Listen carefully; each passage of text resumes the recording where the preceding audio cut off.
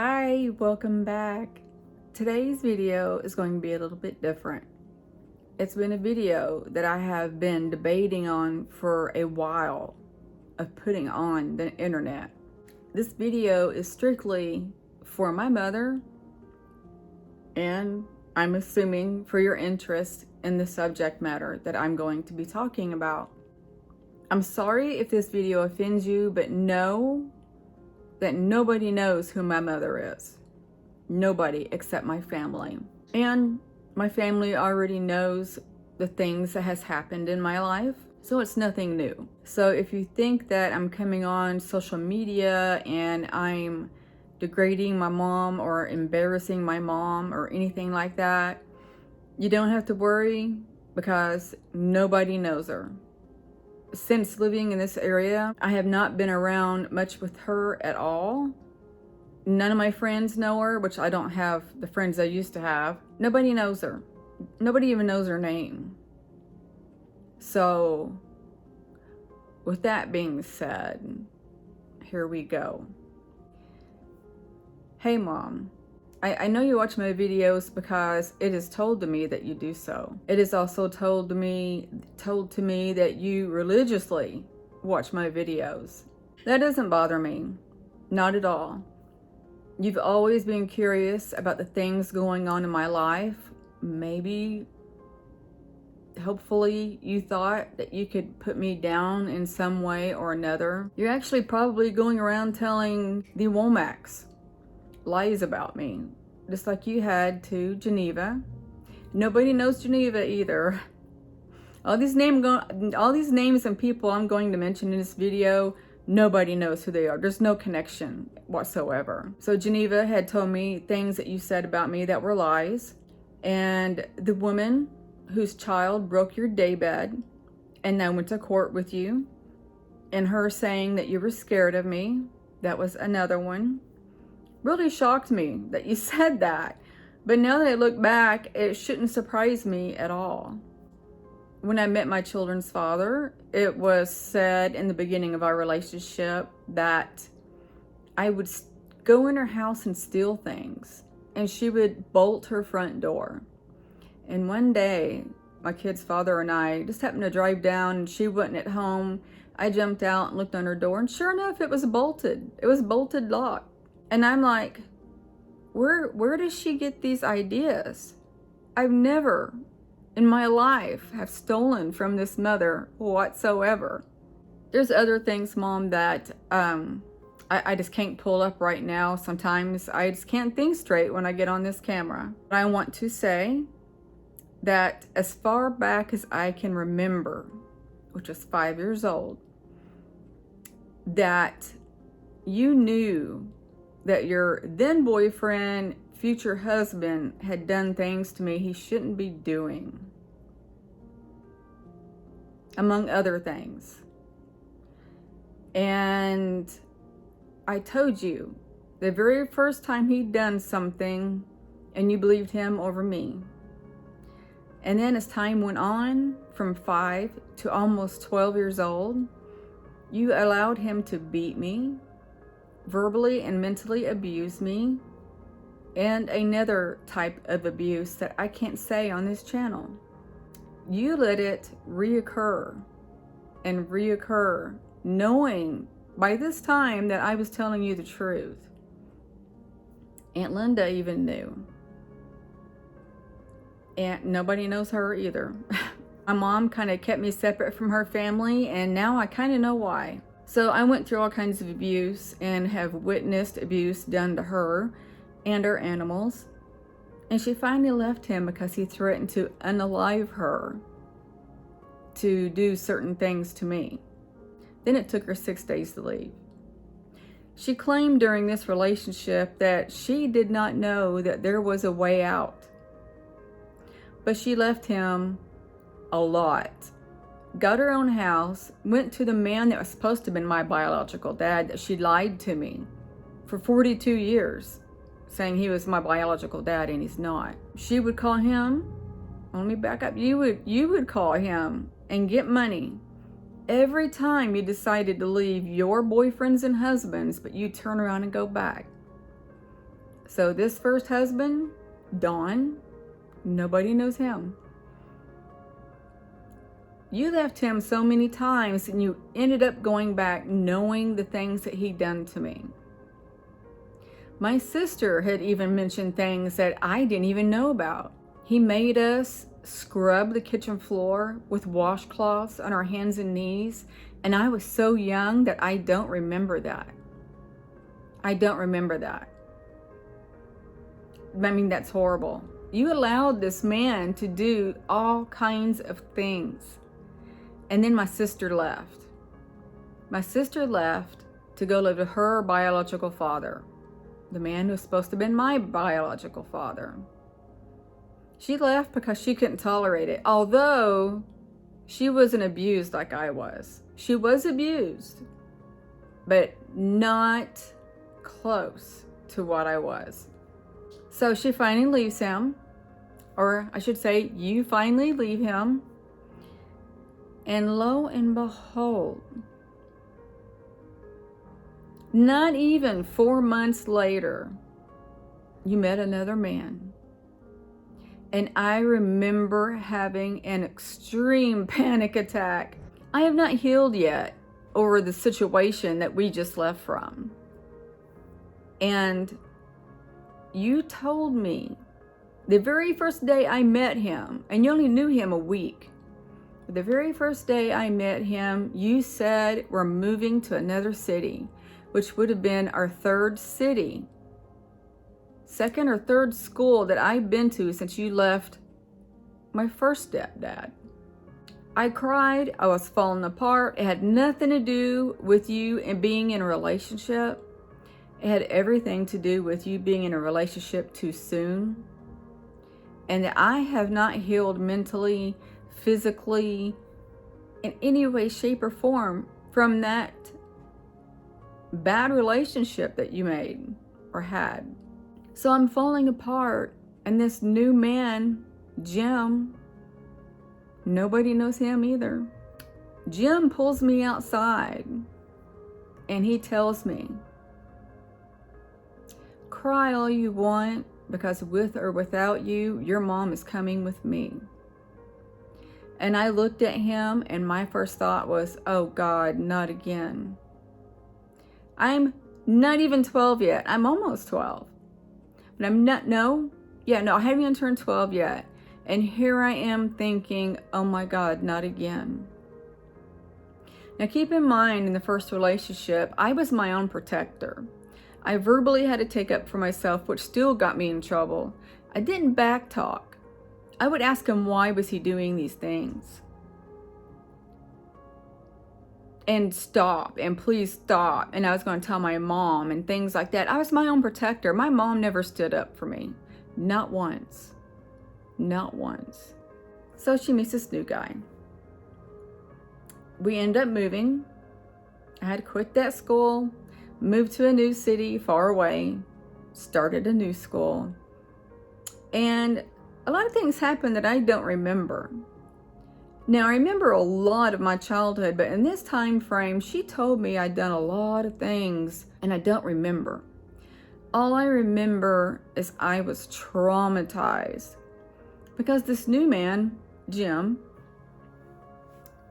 would go up and down the halls of the trailer we were living in beside me and mumble under his breath, you bitch, whore. And I'm like, what? I would go tell you. You didn't do anything. He told you it's all my mouth, and I was arguing and back talking. And I'm like, I didn't say nothing. Who did you believe? Another man and not your daughter. So yeah, I was pretty mentally disturbed at that time. I was losing it. And you should have known that. I was your daughter. You should have cared for me. And then spring break comes. You make me go see my biological father. And then, for spring break, and I'm there. And I receive a note telling me that I am going to stay there. And it's in my best interest that I do, because Jim and I didn't get along. Aren't you supposed to take your kids over a man? I thought that's what happened. Maybe I'm wrong. Maybe I'm wrong. I don't know. So I get sent to my dad and abusive stepmother, where I go through a lot more abuse, verbally and mentally, and physically, maybe 3 times. And it was 2.5 years of pure hell there, and I ran away. And then I don't remember how the events happened in this little plot here. Somehow my mom called. Keep in mind, we had landlines then. And I told her, I have ran away. And if you don't do something about the situation, I will run away again and you'll never see me.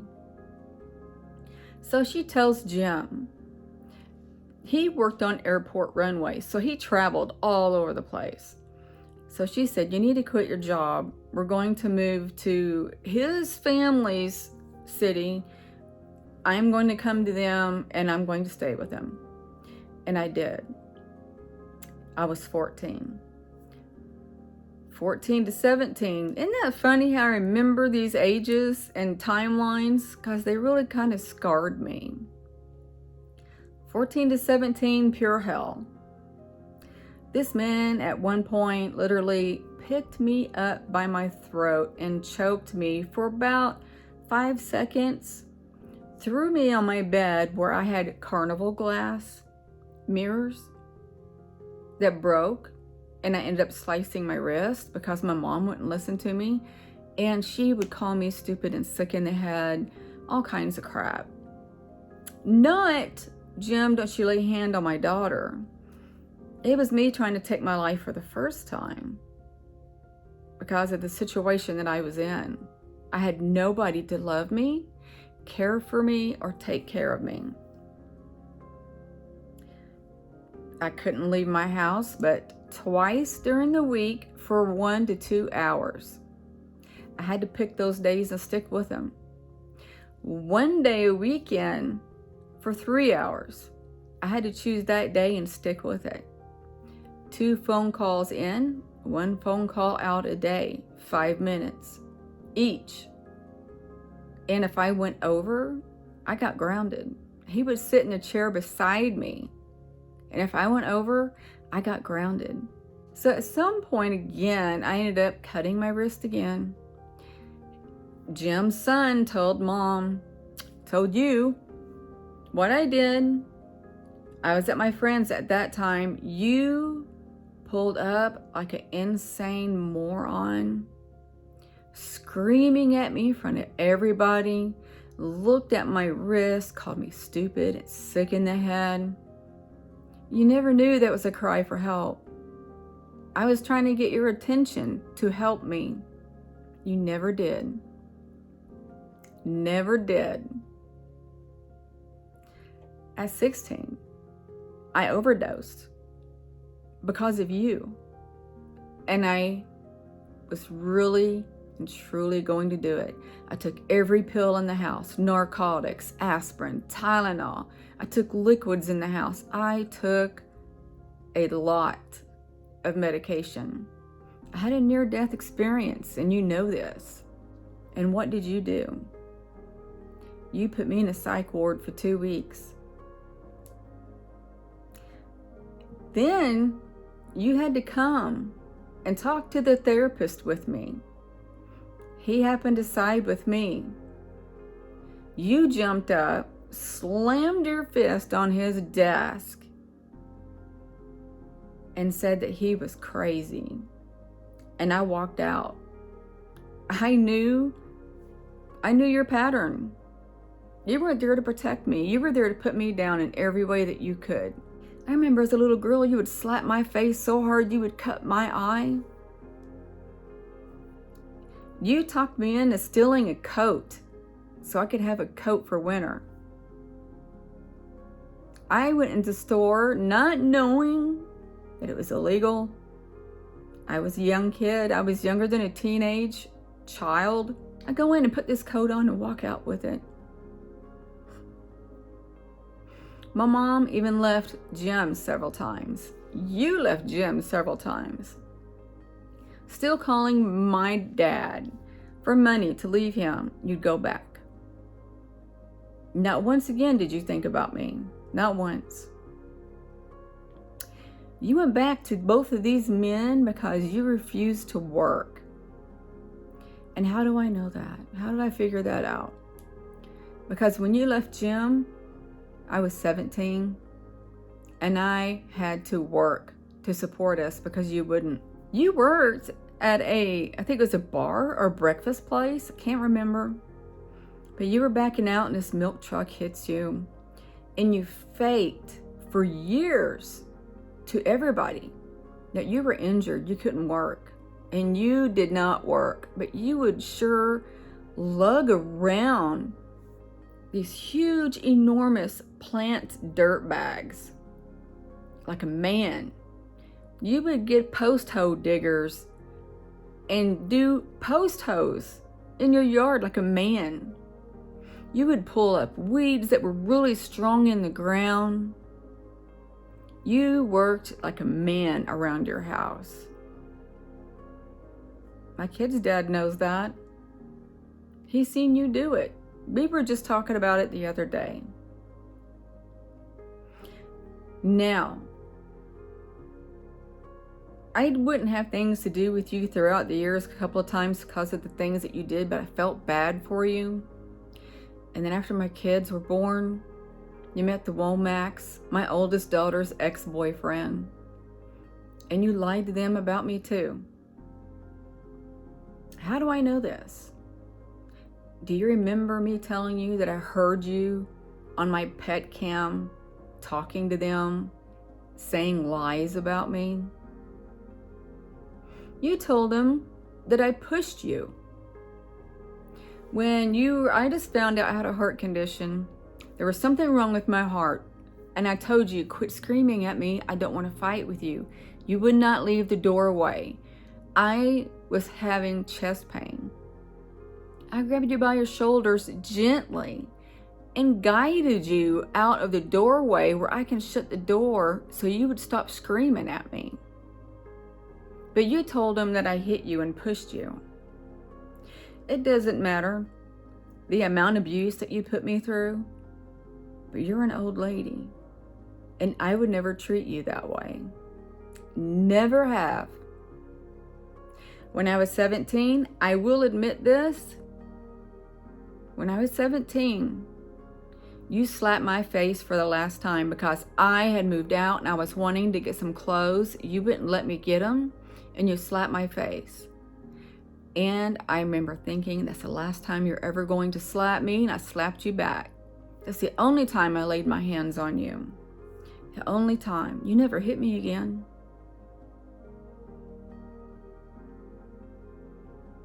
It is not your business what I do in my life at this time. So stop asking my kids what their mother is up to. Stop asking their dad what I am up to. I legally changed my name because of you. I hated my name the way you used to use it all the time. Hate it. One good thing that came out of mine and your relationship is I became a better mother than you. And I'm pretty proud of myself. I broke the chain of abuse that was in our family for years. So, when your brother died at that time, I wasn't talking to you because of the stuff that you've done. I felt bad for you. I reached out to you to comfort you because I knew you needed it. You accepted my help. You accepted me giving you comfort. You helped me come back when I left my husband. And then you treated me like crap again. I gave you money for staying there. I would clean your house. I would do your dishes. And none of that was enough for you. I needed shoulder surgery. I could not pull the trash bag out of the trash can because of the suction. And I told you, if you pull the trash bag out, I will take it outside. But you kicked me out of your house because I could not pull that trash bag out. You did not clean that house that whole time I was there. I did everything, including giving you money for rent for me staying there. And nothing was good enough. You would sit and let a Walmart bag that you hung on a cabinet door with your dog food's lids in it dripping through the bag into the floor. You would let that build up so much, and I knew it wasn't my dog's cans. I'd rinse them out. It was your dog's cans, but you would sit there and let that build up until I'm like, I gotta clean it. How pathetic is that? You were never a good mother. You never shared love. You never shared comfort, protection, nothing. But I did mean what I said. I do forgive you. I do forgive you. From my heart, I do. But I feel sorry for you when you cross over. I really do. And this is all I have to say to you. Goodbye.